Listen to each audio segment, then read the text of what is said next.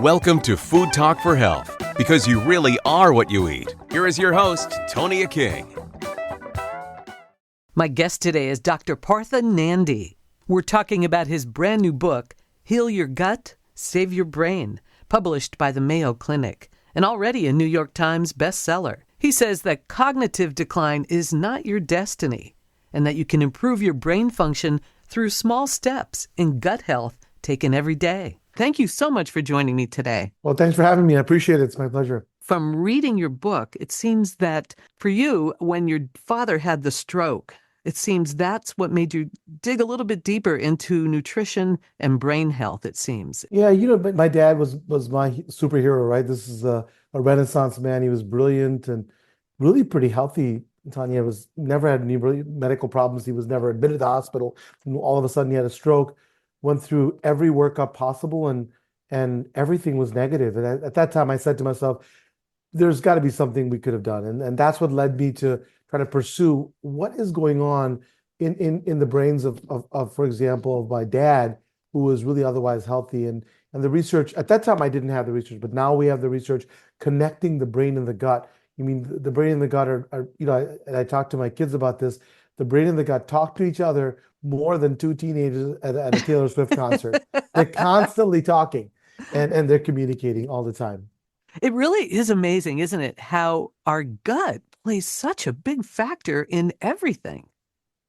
Exactly. I think it's so important to be able to know that and address it. The thing about the gut, right? So you've got this almost super information highway that goes, it's called the vagus nerve, where signals are going back and forth from the brain into the gut. So you've got direct signaling from the gut into your brain. Secondly, Tanya, what happens is that you have the gut wall, which is essentially between stool on one side and blood on the other, is one cell layer thick with a little bit of mucus. So you have to have great gut wall integrity. So in English, that means that you can't have tiny little holes in the gut wall, because then stuff gets through. If stuff gets through, then that begins inflammation. Inflammation that starts in your gut, but then can go to the rest of your body, including your brain. And when that inflammation continues into your brain, it can result in diseases like Alzheimer's, Parkinson's, stroke, etc. I'll tell you, every 3 seconds today, someone's diagnosed with dementia.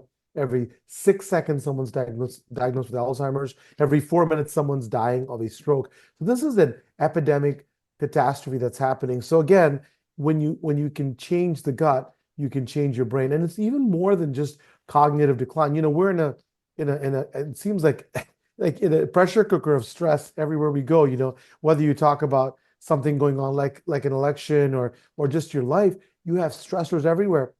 I mean, imagine this: the gut makes 90% of your feel-good hormone, which is serotonin.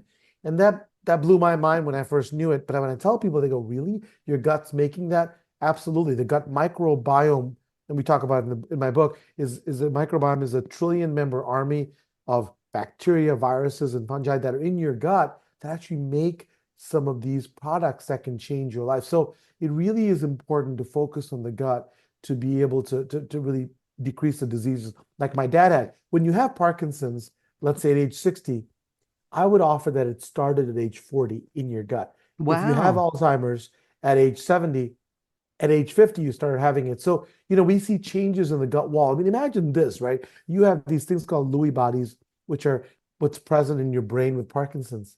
Can you imagine seeing those same changes in the gut wall? And so, it begs the question, wait a minute, so if I can change my gut, I can change my life.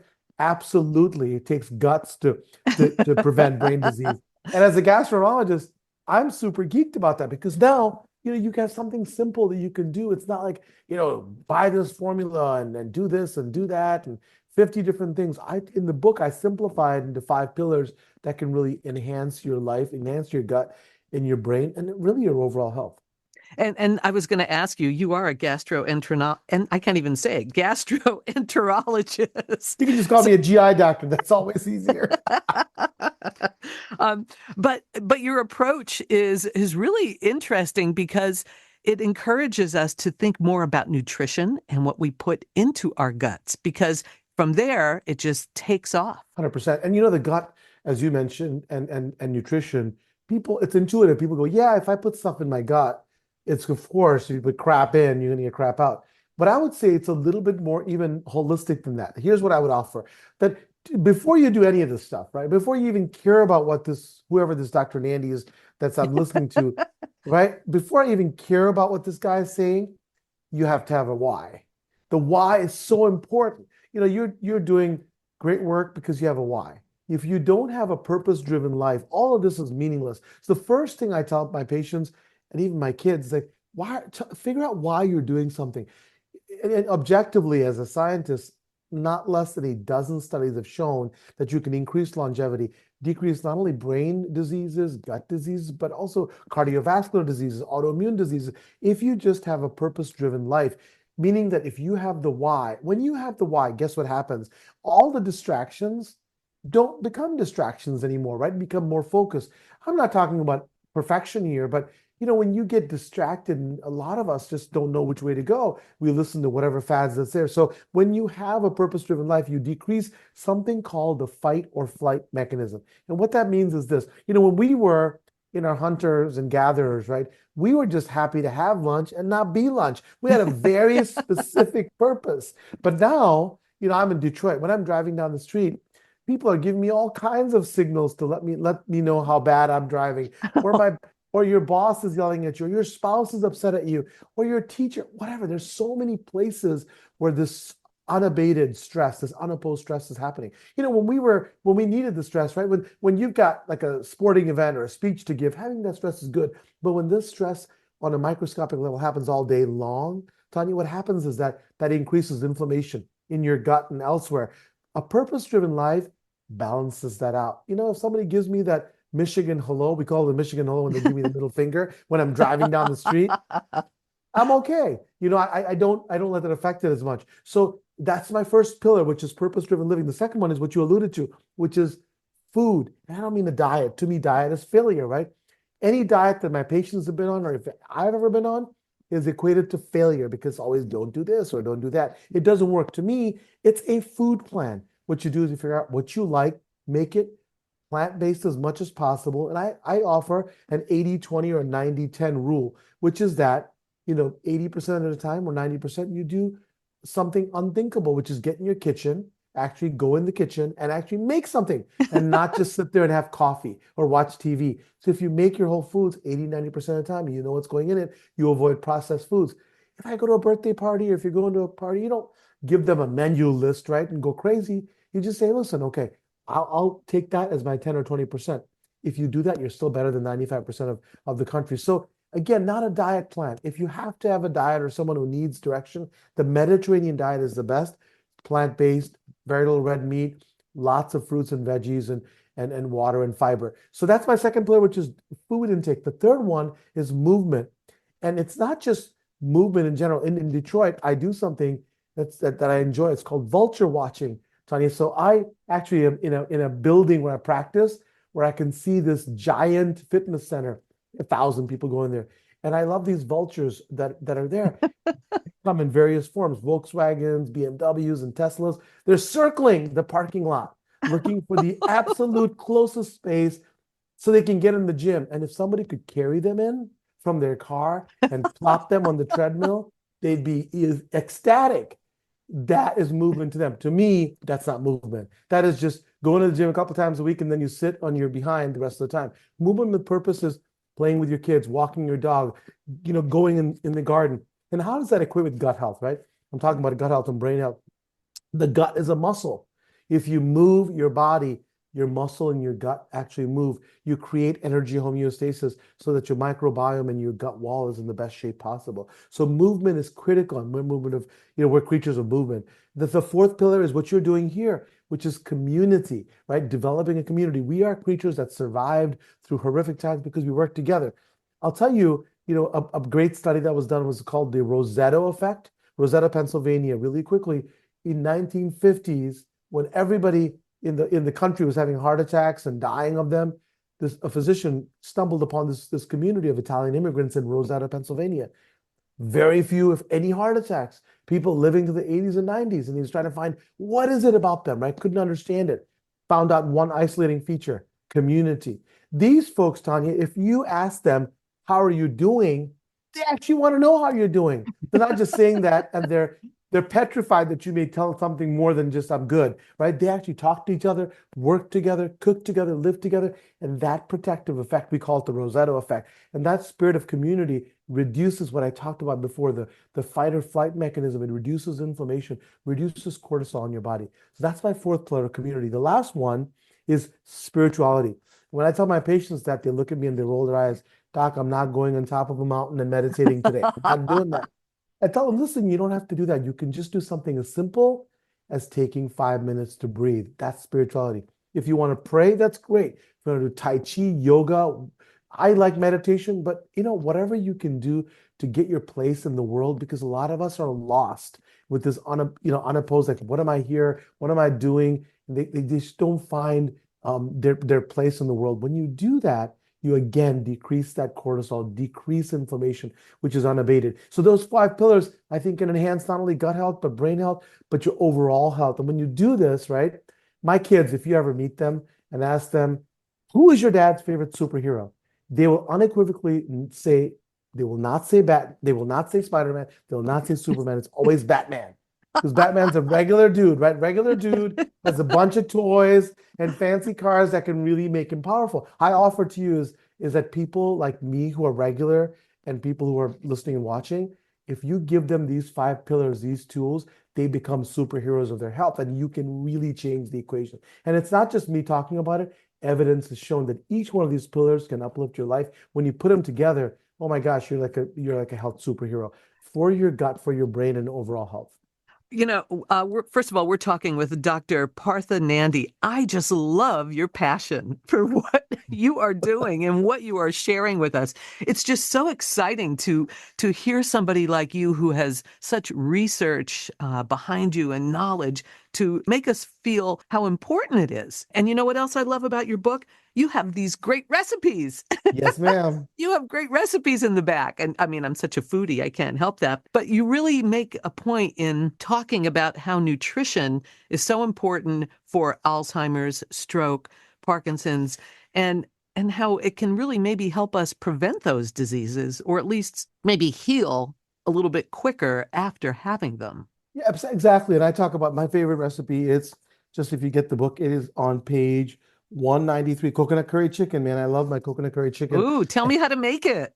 So, what all you do is take some chicken and some chicken broth and coconut milk. And I'm looking at it right here, 2 tablespoons curry powder, golden raisins, and peanuts. And it's pretty simple. Like, you just basically take all the spices and the turmeric and grind them, combine the chicken and the broth, coconut milk, curry powder, and put it in heat. The whole thing takes less than 30 minutes. One of the things in the book is I promised myself that every recipe in here will be less than 30 minutes. And what it does is, it not only just it tastes good, but I talk about it, and this chapter is for Alzheimer's disease. When you talk about curry powder, right? The spices are great for brain health. You're talking about turmeric, coconut oil by itself is being studied to decrease the effects of Alzheimer's disease. Nuts provide omega-3 fatty acids. So, these are powerhouse recipes, not just to be delicious, but to be effective. And I talked about this, but you have to be able to say,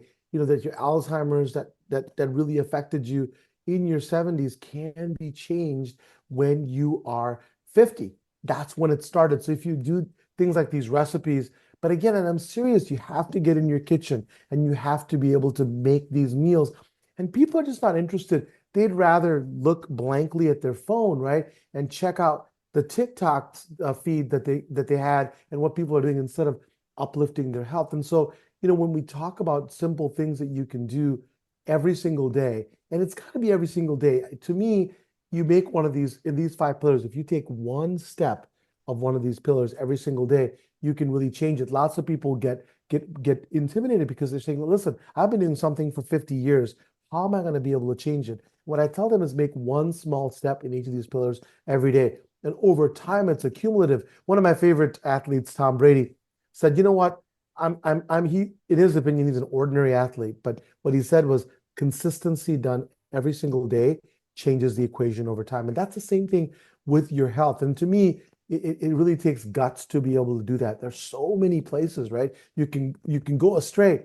Everywhere you look, there's processed foods and conveniences, quote unquote, that you can take, and it distracts you. It distracts you from your goal of overall health. And so that's what I preach in this book, and I talk about healing your gut, and we talk about your brain, but I'll tell you the side effects are you can decrease autoimmune disease, you can decrease your cardiovascular disease, you can decrease cancer. So there's so many effects, and it's simple. To me, it's very, very important when I write, when I talk about things, that has to be simple, because if it means that you have to do 20 different things, people are not going to do it. And that's the tragedy, because you have people writing about all this stuff, but it's so a lot of stuff are not reachable. You got to buy this, you got to buy that, you got to do this. To me, it's less restrictive and really incorporating these activities into your life.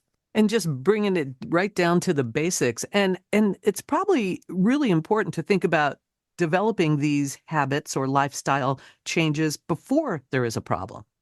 100%. I'm talking, so the best time to do it, of course, is with your children.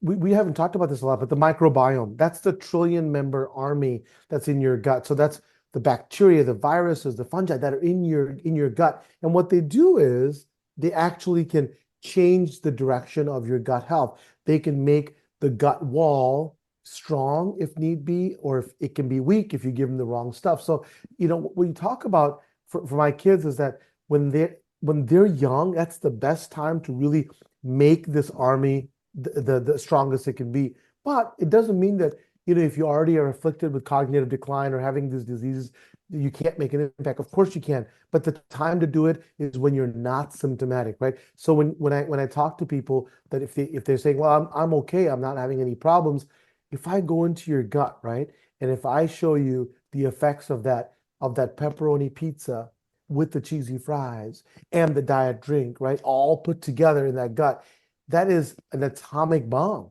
That is basically eroding your gut wall. You may not even have any symptoms. If you do, then it's obvious for you. But many people don't, because these are microscopic changes and they're happening constantly. So if you're putting these processed foods that are alien to your gut, right? Because we've incorporated these foods in the last 30 years, maybe 50 years, but not in the last 10,000 years. Your gut is used to stuff that it's been seeing for thousands of years. So they're seeing these foreign objects. They don't know what to do with it. And your gut wall has one of the most sophisticated inflammatory systems, or protection system, immune system. So when you have these foreign objects that come through, it starts reacting to it. And when that reaction happens, that causes holes in your gut wall. Remember, microscopic, not big holes where stool's coming through, but microscopic holes that begin inflammation. That inflammation starts in your gut. We call that leaky gut or intestinal permeability.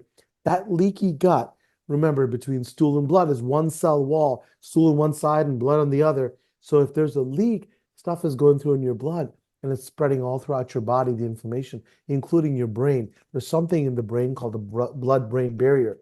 And what happens there is that the blood-brain barrier now is not intact. Inflammation begins there, and it ends up being diseases like Alzheimer's, where you see what are called neurofibrillary tangles, which is basically spaghetti in your brain, and the neurons that are supposed to fire can no longer fire. You can't remember things. You can't do your daily activities. That's the consequence of what happens in your gut. So if you do simple things like, hey, you know what? I'm not going to eat out 5 days a week. Maybe I'll only eat out 1 day a week. That change will profoundly impact your health. Hey, you know what? Maybe I will, do a little bit of meditation. Maybe if it's twice a week, that'll profoundly impact your health, including your gut health, because now you're not ravaging your body with cortisol, and that cortisol inflames your gut, inflames your entire body to create disease. And these are the simple changes I talk about in the book. And it's evidence-based. It's not just me talking about it. When you look at studies that, when you take patients, for example, if you take studies with patients who have stroke, the type of microbiome they have often is related to the type of stroke recovery. So my dad had a devastating stroke, Tonia, devastating stroke. And we spent the rest of his life taking care of him, doing all of his activities. At the time, if I had known that the microbiome that he had could have predicted perhaps how well he would do, I would do everything to change that. We just didn't have that information then. When you look at studies done even in mice, if you take a young mouse and you put an old mouse's microbiome, the young mouse often dies from a stroke. Conversely, if you take an old mouse, put the microbiome of a young mouse inside of its gut, they thrive afterwards, similar to a young mouse. So the gut is really the center of this stuff. And if we can change it, we can really change it, not just for today, but for tomorrow. I'm curious about your opinion on prebiotics and probiotics, because I've spoken to people in the past that have said they prefer getting that from what we eat, whether it be raw foods or whatever. Do you prefer it as a supplement or not at all? So I like it if you can get it. That would be fantastic. So that's my first thought is that if you can get it in any form, that's always better than not.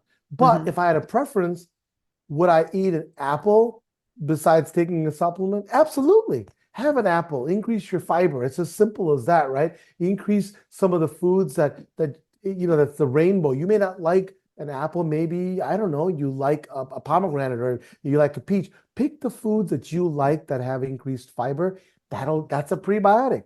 A prebiotic is just a food for the bugs. The bugs are called the probiotics.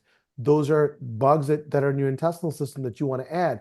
And probiotic foods are foods that have good microbiome stuff. So, for example, if you like kimchi, if you like yogurt, sauerkraut, sauerkraut, kimchi, tepache, there's millions of foods. Fermented foods. One of the biggest tips I tell people is that if you can have fermented foods with each meal, my kids do. They all like different things. If you have a fermented food with each meal, that'll change your microbiome. That'll give you probiotics, often prebiotics. If that'll be able to help and uplift your microbiome. Now, if you say doctor, that's impossible. I will not and cannot do that. Okay, well then take a good quality microbiome supplement, right? A probiotic supplement, which is essentially something you have to look at the label. It has to be at least, in my opinion, 10 billion CFUs, colony forming units, and look at the expiration date and make sure that the manufacturer says in the expiration date, which is maybe tomorrow, that you have the same number that they promise, right? And make sure that that probiotic has a prebiotic attached with it. Because why? Let's say you have 1 trillion bugs in your intestinal system and you put 10 or 20 billion. That is, 1,000 times less than what's in your gut. So you need a lot of time to change the equation. Now you put in a prebiotic, guess what? You have the food to have these bugs, these probiotics proliferate. And so the time to change the equation in your gut is sooner. So I think that it's faster acting. So if you can do a pre and probiotic together, that's optimal. But to answer your question, I always pick whole foods to be able to do that. And many of these recipes, when you look at them, will have pre and probiotics included within the foods so that you can uplift them and make it easy. So it doesn't, you don't have to think about, what am I going to have today? Just incorporate it into your diet and you'll find certain foods. Like I was on Tamron Hall talking about tepache, and tepache is this amazing drink that is a pre and probiotic. I mean, it can be very simple. You just have to do a little bit of work and you'll find the foods. If somebody will like, this array of 1,000 foods that can give that. Tell me, what is tepache? It's this drink that's a fermented drink that it's found in Mexico. It's like this very exotic fruity tasting drink. It's Tepache, tepache. I feel like I'm in the Caribbean, but it's really. I mean, so it sounds good. It sounds great, and there's all these foods. Every culture, right? Tonia has fermented foods. Why? Because before we had refrigerators, that's how we preserve food. Right. You have these fermented foods, like you talked about. I love sauerkraut. I love kimchi, but maybe people won't like kimchi, but they may like something else. You may like some other types of foods. Just do a little bit of research. If you have fermented foods, you should be good. But that's just one aspect of this, right? It's not just the diet. That's super important, but the rest of it. Talk about the rest of your life and how you decrease this fight or flight mechanism. Get a community, get spirituality in your life, become purpose-driven and move. Stop sitting on that couch all day. It's the beginning and the nidus of disease when you do that. So I think we can uplift it. I talk about ways in which you incorporate this into your life. To me, it's always about how you make it part of your life and not say, I'm going to do this and then live my life, right? I'm going to go work out and then live my life. I'm going to go on this diet and then live my life. Wait a minute. Make that part of your life, and then it becomes something you don't have to think about. I mean, how many kids do you have to remind to plug in their phone at night? Zero. Because they all know if you don't plug that phone in, it's not going to work the next day, right? So you don't have to tell them anything about that.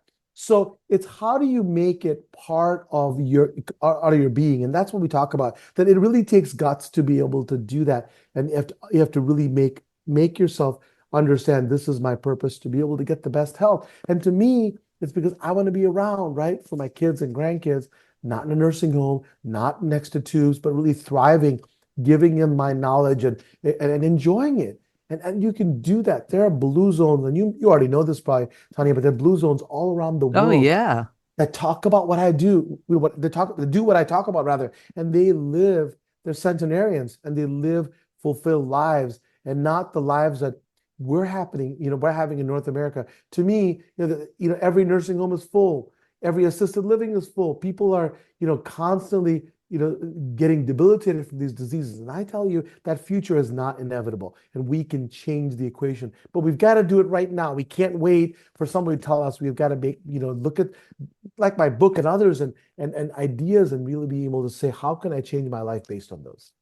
We are talking with Dr. Partha Nandi about the brand new book, Heal Your Gut, Save Your Brain. I just love your passion. Have really enjoyed chatting with you. How do we find you on social media? Yeah, it's Ask Dr. Nandi, so AskDrNandi, throughout all the platforms. My website is also AskDrNandi.com. Fortunately, our book is the New York Times bestseller, so it's available anywhere books are sold. So Amazon, Barnes & Noble, your local bookstore. You can go to our website, you can find it, but anywhere you can find it. Hopefully, we put a lot of work into it. We're proud of it, and hopefully it changes some lives, and people can at least think about, hey, can I do something to uplift my gut and my brain? And that's the goal. You bet. And you provide such an incentive for us to do that. So I thank you so much for all your work. Well, thank you for having me. I really appreciate it. You've been listening to Food Talk for Health. Eat well to be well. Food Talk for Health is a production of Creative Voice and Media. Our theme music was written and performed by Rick King. We hope you'll take a moment to subscribe to this podcast. Thanks for listening to Food Talk for Health.